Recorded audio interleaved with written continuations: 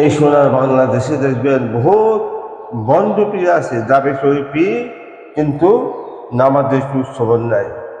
দাবি চই পীর, দাবি চই সুন্নি কিন্তু নামাজের খোঁজখবর নাই। দাবি চই মুসলমান, দাবি চই উচ্চ পীর। আপনি বুঝতে পারছেন সমাজে বহুত পীর আছে, মন্দামি করতে করতে কিভাবে সে উন্নতি হবে, কিভাবে তার মুড়িদের কাছ থেকে মুটা অন্তে টাকা নেবে, গরু নেবে, ছাগল নেবে। এখন বন্ধ পীরদের ক্যারেক্টার হলো এটাই। নামাজের খুব সবর নাই, জুমার নামাজ যাবে, বন্ধ পীরের নামাজ থেকে বর্তিত হয়ে যায়। আমি বহুত বন্ধ পীর দেখছি, পাঁচক্য নামাজের খুব সবর নাই। দাবি চলে পিসাব, দাবি করে পচি, দাবি চলে যে নিজে বহুত একজন পীর কিন্তু নামাজের খবর নাই।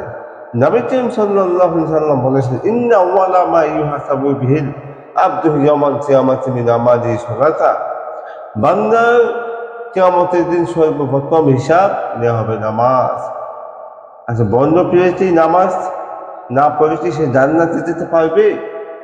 বন্ধ পীরেছি নামাজ থেকে তো দেখতাম বঞ্চিত, সে যদি নামাজ থেকে যদি বঞ্চিত হয়ে যায় তাহলে সে নির্ভুল অজ্ঞ নামধারী মুসলমান, দাবি চলে মুসলমান, হয়তো সে প্রকৃত মুসলমান নয়।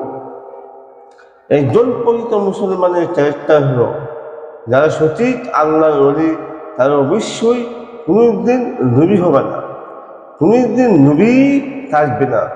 বর্ণপ্রিয় একটাই সিস্টেম, কীভাবে মুরিদের কাছ থেকে কাঁচা চাবে, গুরু চাবে, ছাগল চাবে, এটা হলো মূল এদের ক্যারেক্টার।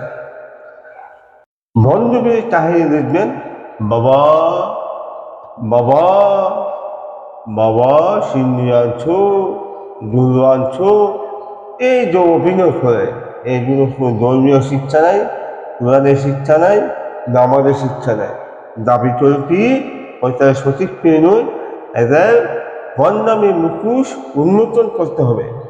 সমাজ থেকে পথ ভ্রষ্ট করে ফেলেছে, মানুষকে দুনিয়ার অন্ধপথে নিয়ে যাচ্ছে, নিজেও সঠিক পথে দেয়। এটা হলো বন্ধের পীরদের ক্যারেক্টার। বাবা বাবা বাবা দেখবেন দাঁড়িয়ে আছে, নামাজ আছে, নামাজে উৎসব দেয়।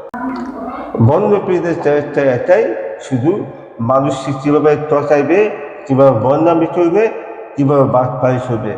এই সোনার বাংলাদেশে বহুত বন্ধ পীর আছে।